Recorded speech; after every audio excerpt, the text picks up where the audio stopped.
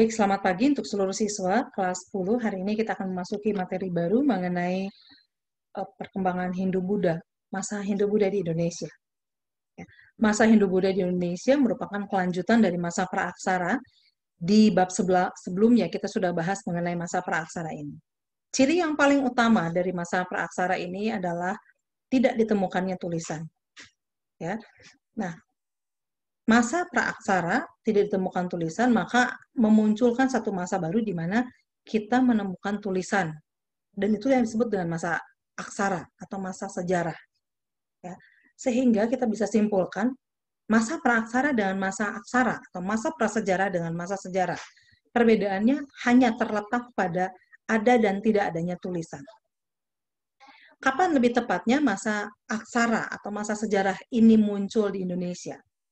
Masa aksara ini muncul ketika ditemukannya tulisan di Indonesia dan tulisan ini dibawa oleh atau diperkenalkan oleh bangsa dari India yang pada waktu itu sedang menyebarkan agama Hindu dan Buddha di Indonesia. Tepatnya sekitar awal abad ke-5, bangsa Indonesia mulai mengenal aksara dan bertepatan pula dengan masuknya Hindu-Buddha ke Indonesia. Namun ada beberapa penelitian yang menyebutkan bahwa masuknya Buddha sudah terlebih dahulu, diperkirakan sekitar awal abad kedua. Hal ini ditemukan dengan ditemukannya bukti-bukti baru yang berupa tulisan-tulisan yang usianya diperkirakan atau muncul diperkirakan di abad kedua Masehi. Dan ini bisa ditemukan di Sumatera Selatan. Ya.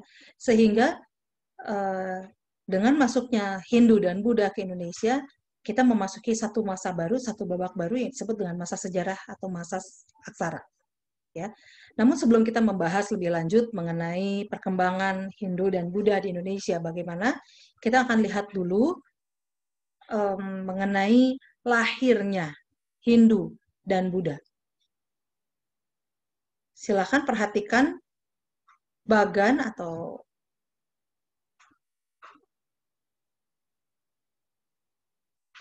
PPT berikut ini. Screen yang Ibu sampaikan ini mengenai lahirnya Hindu di Indonesia, di India. Ya. Hindu merupakan sebuah agama yang kita tahu, namun sebetulnya di awal kelahirannya Hindu ini merupakan sebuah kebudayaan. Ya. Agama Hindu lahir di India yang diawali dengan kedatangan bangsa Arya melalui celah Khaybar. Ini adalah sebuah celah penting di antara Pakistan dan Afghanistan dan merupakan jalur perdagangan yang penting antara Asia Tengah dan Asia Selatan. Nah, di daerah ini, di wilayah Pakistan ini lebih tepatnya, tinggallah sebuah bangsa yang disebut dengan bangsa Dravida. Bangsa Dravida ini menempati sebuah wilayah di lembah Sungai Indus. Lembah Sungai Indus ini merupakan tempat di mana bangsa Dravida ini tinggal sekian lama. Namun sebetulnya bangsa Dravida ini tidak hanya tinggal di lembah Sungai Indus ini. Ya, jadi lembah Sungai Indus ini ada di daerah Pakistan, dan di daerah Pakistan tersebut atau di lembah Sungai Indus itu tinggal sebuah suku bangsa, yaitu bangsa Dravida. Ya, jadi mereka adalah suku asli bangsa tersebut, daerah Indus tersebut. Ya. Namun sebetulnya bangsa Dravida ini kita bisa temukan di wilayah India bagian tengah, ya, selain di wilayah Pakistan ini, dan juga ada di daerah Sri Lanka. Oke, kita akan lihat lagi di slide selanjutnya.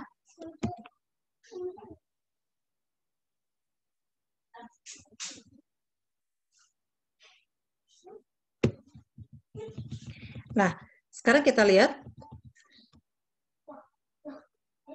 selain bangsa Dravida yang menempati wilayah tersebut, kemudian masuklah bangsa Arya ke lembah Sungai Indus tersebut dan membawa sebuah perubahan yang sangat besar dengan sebuah tata kehidupan masyarakat India juga yang baru. pada waktu itu terjadilah sebuah perpaduan kebudayaan atau perpaduan pola hidup antara bangsa Dravida dan bangsa Arya. Ya, bangsa Dravida itu adalah sebuah bangsa dengan ciri-ciri tubuh atau fisik, ya, seperti orang India yang berkulit hitam, lalu kemudian berhidung pesek seperti itu, ya. Sementara bangsa Arya ini terkenal sebagai bangsa yang hebat, berkulit putih, lalu kemudian hidung mancung, ya. Dan ketika bangsa Arya ini memasuki wilayah Indus, lalu kemudian bangsa Arya ini mulai menguasai atau mendominasi kehidupan bangsa Dravida ini. Namun, seperti kita tahu, ketika satu bangsa baru masuk, maka akan terjadi sebuah perpaduan budaya antara bangsa Arya dan bangsa Dravida. Ya. Namun bangsa Arya ini tidak menginginkan adanya percampuran kehidupan bangsa Arya dan bangsa Dravida. Sehingga kemudian mereka membuat sebuah golongan masyarakat atau yang disebut dengan kasta. Nah, ini. Jadi sebetulnya kasta ini muncul atau dibuat dengan tujuan supaya tidak ada percampuran darah antara bangsa Arya dan bangsa Dravida. Ya. Nah, kemudian bangsa Arya ini membagi kelompok-kelompok masyarakat, dan ini yang kemudian kita kenal dengan istilah kasta. Kelompok-kelompok tersebut ada kasta Brahmana, yaitu mereka yang bergerak atau mendalami kehidupan keagamaan. Kemudian yang kedua itu adalah kasta ksatria, mereka-mereka yang ada dalam pemerintahan atau yang berkuasa. Dalam hal ini adalah golongan raja, kerajaan, dan keluarga kerajaan.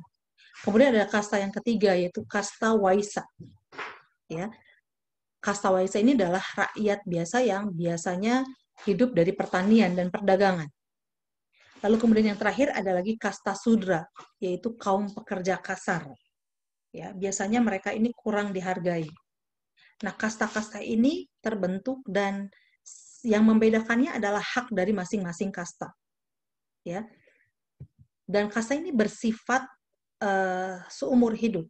Artinya tidak akan pernah bisa berubah. Kasta ini bisa dikatakan sebuah penggolongan masyarakat yang bersifat tertutup. Ya. Tertutup dalam arti kalau dia sudah memiliki kasta atau berasal dari kasta Waisa, maka seumur hidup dia akan menjadi kasta Waisa. Ya, seberapapun usaha yang dilakukan, maka dia tetap akan berada dalam kasta Waisa. Ya, dan tidak akan ada percampuran antara kasta ksatria dan kasta Waisa, atau mungkin ada pernikahan antara kasta Brahmana dengan kasta Waisa atau Waisa dengan ksatria, itu tidak akan mungkin. Jadi itu yang disebut dengan sifat dari kasta ini tertutup. Ya.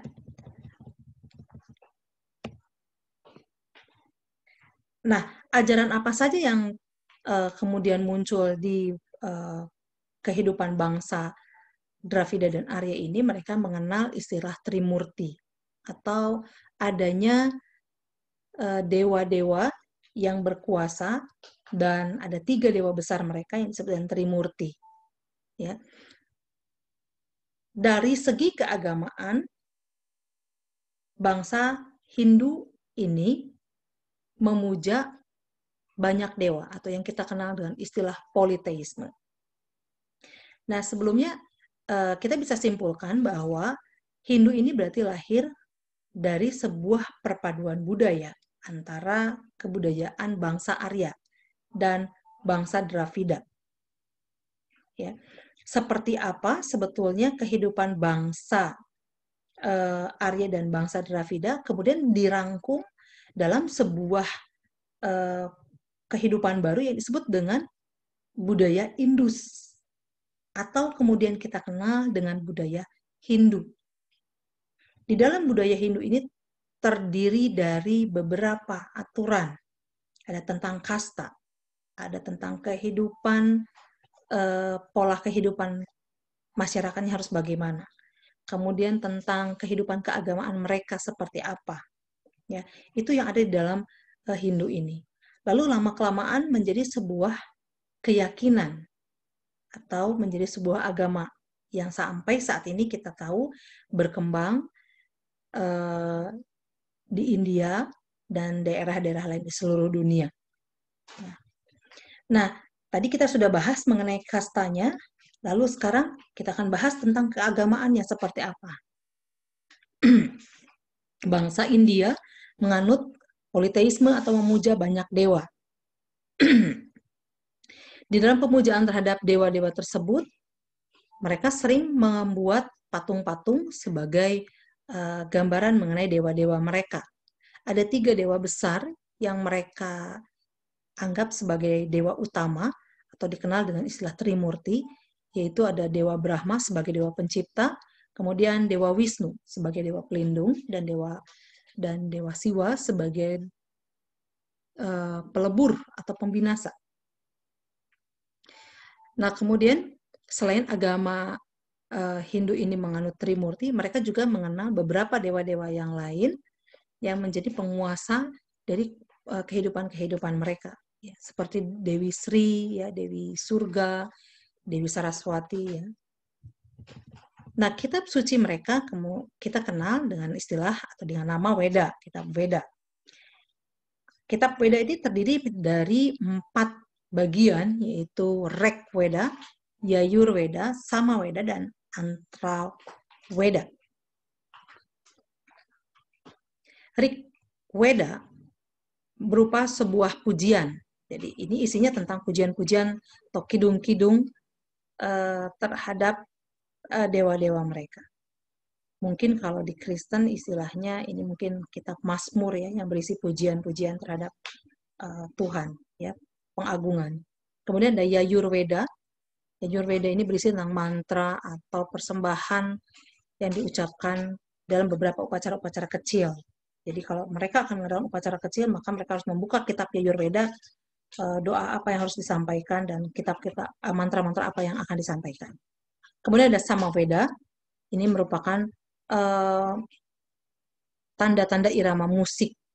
Jadi istilahnya seperti pujian-pujian ya terhadap dewa mereka. Kemudian Atharva Veda ini merupakan mantra-mantra magik dan doa-doa sendiri ya. Doa-doa pribadi harus seperti apa. Jadi mereka sudah menentukan sendiri doa-doa itu harus bagaimana ya.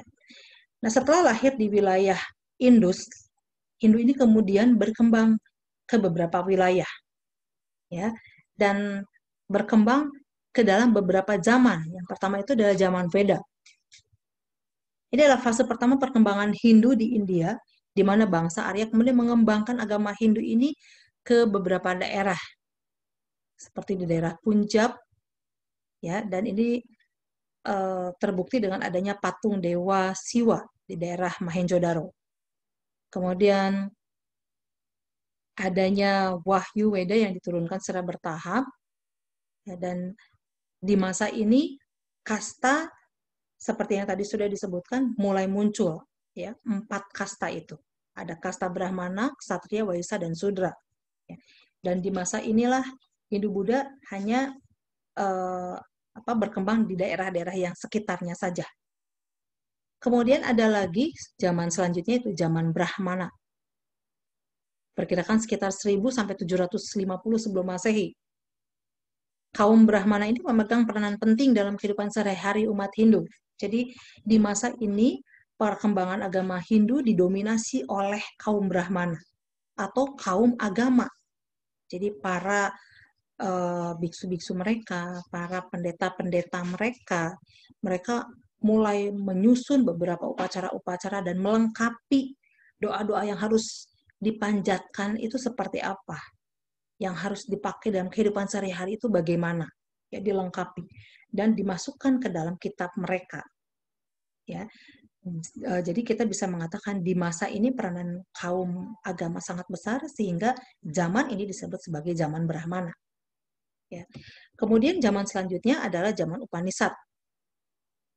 Zaman ini Hindu tidak hanya mengajarkan tentang upacara keagamaannya saja seperti yang tadi sudah dibuat oleh para kaum agama, mereka juga mulai mengembangkan falsafah-falsafah hidup dari agama Hindu itu seperti apa. Ya, falsafah hidup ini akan menjadi pedoman bagi umat Hindu harus berperilaku bagaimana. Ya. Kemudian Setelah itu muncullah agama Buddha. Ya, jadi sebetulnya Buddha ini merupakan bagian dari perkembangan agama Hindu.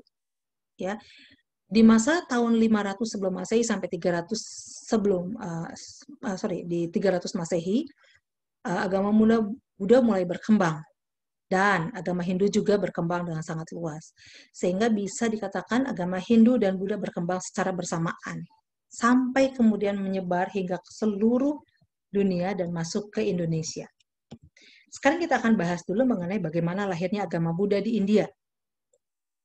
Agama Buddha ini lahir di India di sekitar abad ke-5 sebelum Masehi. Ya. Tokoh utama dari agama Buddha ini didirikan atau dicetuskan oleh seorang pangeran yang bernama putra dari Raja Siddhartha dari kerajaan Asoka. Pangeran Siddhartha ini sendiri merupakan putra kerajaan yang harusnya tinggal di kerajaannya di Asoka. Tetapi dia memilih untuk meninggalkan istana karena ada sebuah panggilan besar dalam dirinya melihat rakyat yang menderita, ya, lalu kemudian terutama beberapa golongan masyarakat Hindu dari golongan bawah yang hidup menderita, ya, berbeda sekali dengan kasta di atasnya, sehingga kemudian Siddhartha ini memilih untuk keluar dari istananya dan mencari jawaban atas penderitaan manusia di dunia ini seperti apa. Ya. Lalu kemudian dia melakukan semedi di bawah pohon Buddha dan dia mendapatkan sebuah pencerahan. Di dalam pencerahannya tersebut dia kemudian mulai menuliskan aturan-aturan atau apa yang didapatkan dari pencerahannya tersebut. Lama-kelamaan kemudian ajaran Buddha yang didapatkan dari semedinya itu kemudian dibakukan atau dengan kata lain mulai dijadikan sebuah ajaran dan dianut atau dilakukan oleh umat-umat Buddha. Ya, mereka yang hidup di agama Buddha menekankan sebuah kehidupan yang bahagia itu bersifat sementara. Kemudian manusia itu akan mengalami sebuah penderitaan atau yang dikenal dengan nama samsara karena nafsu dari kehidupan dunia ini sendiri. Ya, namun ada cara bagaimana manusia untuk tidak mengalami penderitaan. Ada 8 jalur kebenaran yang diajarkan oleh Siddhartha Gautama ini, ya, atau menjadi ajaran agama Buddha. Yang pertama itu adalah ajaran yang benar. Lalu kemudian niat yang benar. Kemudian yang ketiga, perkataan yang benar. Kemudian tingkah laku yang benar, mata pencaharian yang benar, usaha yang benar, perhatian yang benar, dan semedi yang benar. Ya, maka ketika ke-8 jalan ini dilakukan, mereka akan terhindar dari sengsara. Itulah yang diajarkan dalam agama Buddha. Ya. Di dalam perkembangannya, agama Buddha ini kemudian terbagi menjadi 2 aliran. Ada yang disebut dengan Buddha Hinayana dan ada yang disebut dengan Buddha Mahayana. Jadi bagaimana cara orang untuk mendapatkan sebuah kehidupan yang terhindar dari sengsara melalui satu kendaraan kecil atau Hinayana ini. Maksud kendaraan kecil ini apa? Jadi manusia bisa berusaha dengan sendiri untuk bisa mencapai kehidupan yang terlepas dari sengsara ini. Ya, misalnya mereka tidak melakukan hal-hal yang tidak baik. Mereka melakukan hal-hal yang benar dengan usahanya sendiri. Ya, jadi mereka sendiri dalam kehidupan sehari-harinya bertindak benar, berkata benar, berpikir benar. Ya, nah itu yang dilakukan dalam aliran Buddha Hinayana. Ada lagi yang disebut dengan Buddha Mahayana, itu sebuah kendaraan besar. Ini adalah sebuah cara bagaimana mencapai sebuah kehidupan yang terlepas dari kesengsaraan, yaitu dengan cara dia memberikan diri mereka untuk hidup mengabdi kepada Tuhan mereka, ya, atau menjadi calon Buddha, ya. Artinya mereka hidup betul-betul menjadi orang-orang yang full mempelajari tentang agama Buddha, ya, dan menjadi kaum agama Buddha, ya. Kitab suci agama Buddha ini disebut Tripitaka, yang berarti 3 keranjang besar.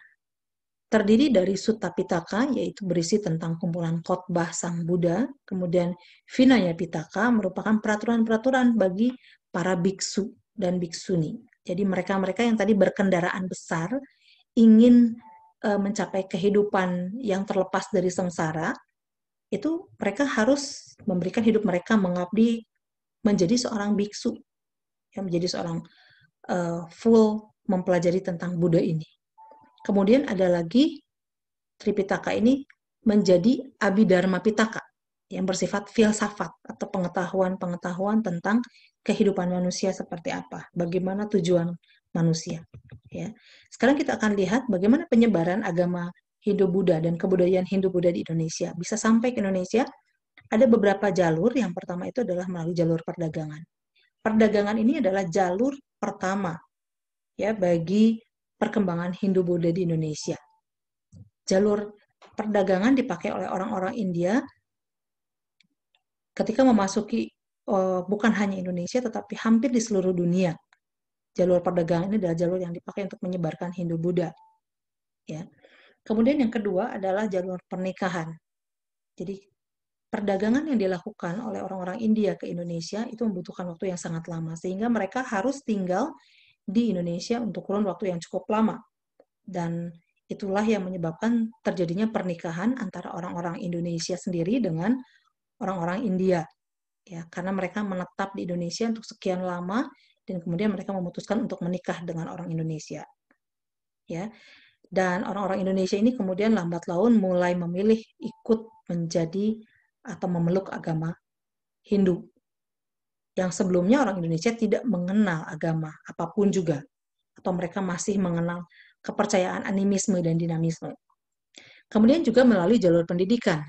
Mereka yang tertarik dengan agama Hindu ini, kemudian betul-betul ingin mempelajari agama Hindu dan Buddha, lalu kemudian mereka sampai berlayar untuk mempelajari Hindu dengan Buddha ke pusatnya langsung. Kemudian juga melalui peperangan. Ya, jalur peperangan ini diduga karena adanya proses penaklukan wilayah-wilayah di Indonesia oleh kerajaan-kerajaan dari India yang masuk ke Indonesia. Sehingga kemudian daerah-daerah yang ditaklukkan di Indonesia mau tidak mau harus menganut agama Hindu. Ya. Nah, dari jalur-jalur tersebut, ya, jalur penyebaran agama Hindu-Buddha di Indonesia, kemudian muncullah beberapa teori-teori yang menyatakan bahwa Hindu-Buddha dibawa oleh kaum mana atau siapa yang menyebarkan Hindu-Buddha hingga ke Indonesia sampai sekarang ini. Ya. Teori pertama yang menyatakan mengenai penyebaran Hindu-Buddha ini adalah teori Brahmana, dikemukakan oleh Van Leer. Di dalam teori ini dikatakan bahwa agama Hindu dibawa oleh kaum Brahmana atau kaum agama, dan ini didukung oleh kepala suku setempat atau orang-orang Indonesia, kepala suku di Indonesia yang juga mengajarkan agama Hindu, sekaligus melegitimasikan kekuasaan raja-raja di Nusantara. Ya. Hal ini diperkuat dengan adanya prasasti, peninggalan prasasti Hindu yang banyak menggunakan huruf Pallava dan bahasa Sanskerta. Huruf Pallava dan bahasa Sanskerta ini adalah huruf yang dipakai oleh orang-orang India sana, ya, dan ditemukan ada kesamaan. Itu sebabnya teori ini seperti benar dibawa oleh kaum Brahmana. Ya. Kemudian teori yang kedua adalah teori ksatria, dikemukakan oleh C.C. Burr. Menurut teori ksatria ini, agama Hindu dan Buddha disebarkan oleh kaum ksatria atau kaum raja, kelompok kerajaan, para penguasa yang melakukan penaklukan ke wilayah-wilayah Indonesia. Berkembang di sekitar di abad 4 hingga 5 Masehi, bertepatan dengan keruntuhan kerajaan-kerajaan Hindu di India. Ya, jadi kerajaan-kerajaan Hindu di India sana ketika mengalami keruntuhan, mereka mulai menyebar, para kaum bangsawan ini melarikan diri ke beberapa daerah di sekitarnya, bahkan ada yang sampai masuk ke Indonesia dan menaklukkan kelompok suku yang ada di Indonesia, sehingga membangun sebuah daerah baru atau koloni baru di Indonesia. ya. Dan ada yang membantu suku-suku setempat hingga sampai eh, orang-orang Hindu ini atau orang India ini masuk, dan beberapa di antara mereka bahkan ada yang menikahi putri dari para kepala suku di Indonesia ini, sehingga eh, para kaum kesatria ini masuk ke wilayah Indonesia, menyebarkan Hindu, menetap karena sudah menikahi putri dari kepala suku mereka, ya, dan membangun kerajaan-kerajaan Hindu di Indonesia. Kemudian kita akan lihat teori selanjutnya, itu teori Waisa. Menurut J.J. Crom, golongan pedaganglah yang paling berperan besar dalam melakukan penyebaran agama Hindu. Karena kaum pedagang inilah yang pertama kali membuka hubungan antara Indonesia dengan India. Ya, para kaum pedagang ini seperti yang tadi sudah dijelaskan, jalur masuknya Hindu ke Indonesia. Ya, para kaum pedagang ini tinggal di Indonesia untuk kurun waktu yang cukup lama. Dan di masa itu kemudian dia menikahi orang atau penduduk setempat, dan terjadilah penyebaran Hindu secara langsung dan tidak langsung. Ya, dan Hindu kemudian lambat laun berkembang di Indonesia. Lalu ada lagi teori selanjutnya, itu teori Sudra. Sesuai dengan namanya teori Sudra, Van Weber menyatakan bahwa Hindu ini disebarkan oleh kaum Sudra, ya, atau kaum pekerja keras. Ya, mereka yang pekerja keras ini memiliki kehidupan yang kurang beruntung, kurang baik di India sana. Dan mereka memilih untuk berlayar keluar dari India untuk mendapatkan sebuah kehidupan yang lebih baik. Nah, dalam pelayaran mereka, tanpa disadari mereka mulai memasuki wilayah Indonesia, dan pada saat itulah Hindu-Buddha disebarkan. Ya, itu adalah teori Sudra. Dari keempat teori-teori tersebut ternyata bisa ditemukan adanya beberapa kelemahan, seperti teori Brahmana. Ya, seperti kita tahu bahwa kaum Brahmana ini dikatakan kaum agama yang hanya mempelajari tentang agama. Ya. Pada saat teori ini dikeluarkan, beberapa tokoh membantah mengenai teori Brahmana ini. Karena dianggap lemah, bagaimana caranya kaum Brahmana bisa keluar dari India, sementara mereka hidupnya hanya mempelajari agama, sehingga tidak memungkinkan untuk mereka bisa masuk ke wilayah Indonesia. Dan ini menjadi kelemahan dari teori Brahmana. Sehingga muncullah teori-teori yang lainnya, seperti teori kesatria ini. Ya. Dan teori kesatria ini pun kemudian dibantah pula karena ada kelemahan. Apa kelemahan teori kesatria? Kelemahan teori kesatria ini adalah yang tahu betul mengenai agama itu adalah kaum Brahman. Jadi dibantah dengan bagaimana cara teori orang-orang kesatria ini mengajarkan tentang Hindu, sementara mereka tidak tahu tentang Hindu secara mendalam. Ya, jadi mereka kan hanya tahu berpuasa saja, mereka hanya tahu memimpin saja, tapi tidak tahu seluk-beluk tentang Hindu itu sendiri. Sehingga teori ini juga mengalami kelemahan. Sama halnya dengan teori yang di atas, kemudian muncul teori Waisa. Teori Waisa ini dianggap memiliki kelebihan dibanding teori yang lainnya. Karena memang betul para kaum pedagang inilah yang membuka hubungan awal masuk ke Indonesia. Namun, posisi kaum Waisa ini sama dengan kesatria. Mereka hanya hidup berdagang saja, tapi tidak tahu menahu tentang kehidupan keagamaan Hindu seperti apa. Sehingga ini pun dibantah dan dianggap lemah.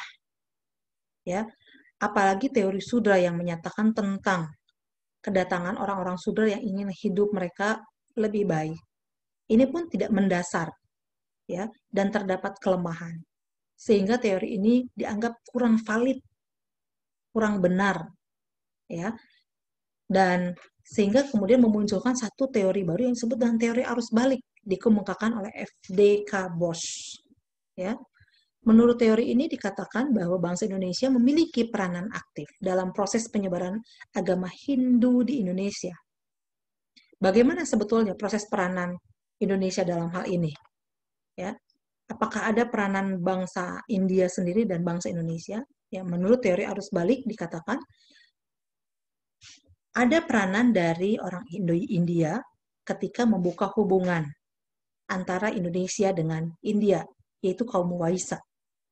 Ya, kaum Waisa ini membuka hubungan dagang dan kemudian membuat orang India bisa masuk ke Indonesia. Lalu kemudian dilanjutkan dengan kaum penguasa atau kaum ksatria, ya, yang mulai melakukan penaklukan terhadap daerah-daerah di Indonesia.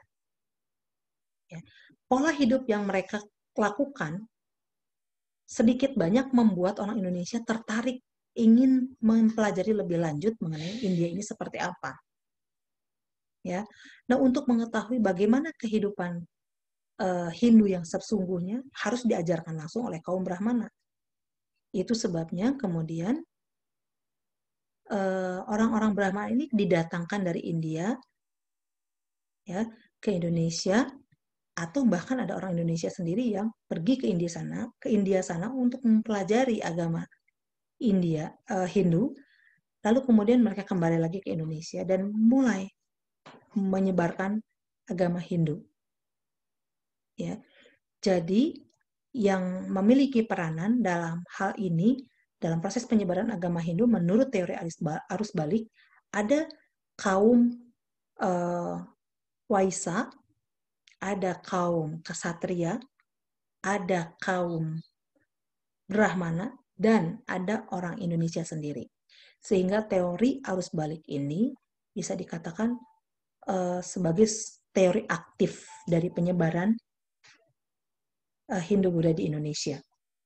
Dan sampai sekarang kemudian Hindu-Buddha bisa berkembang menjadi besar, bahkan meluas hingga ke seluruh wilayah Indonesia. Ya, apa bukti kebesaran atau perkembangan Hindu di Indonesia? Ini ditandai dengan munculnya kerajaan-kerajaan Hindu dan Buddha di Indonesia. Nanti kita akan bahas secara khusus mengenai kerajaan-kerajaan Hindu-Buddha beserta dengan kehidupannya. Sekarang kita akan lihat bagaimana persebaran agama Buddha di Indonesia. Nah, berbeda dengan agama Hindu, Buddha langsung disebarluaskan oleh kelompok para biksu yang berlayar ke penjuru dunia.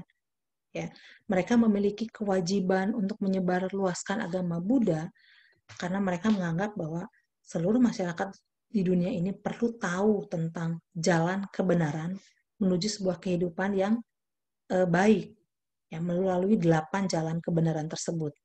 Dan para biksu-biksu inilah yang dianggap memiliki tugas mulia untuk menyebarkan hal tersebut. Ya. Kedatangan para biksu ini kemudian disambut baik terutama di Indonesia karena memang Indonesia belum memiliki agama. Jadi hanya kepercayaan seperti animisme, dinamisme, dan totemisme. Ya. Lalu kemudian penduduk Indonesia yang mulai tertarik, ada beberapa yang juga berangkat ke India untuk mempelajari agama Buddha. Dan setelah mereka kembali, mereka juga menjadi biksu seperti orang-orang India ini dan menyebarkan agama Buddha di Indonesia. Ya, sekitar abad ke-5 kemudian Buddha mulai dikenal di Indonesia. Ya, dan pada sekitar akhir abad ke-7, Itsing, peziarah Buddha dari Tiongkok, kemudian berkunjung ke Pulau Sumatera. Waktu itu di Sumatera sudah ada kerajaan Sriwijaya.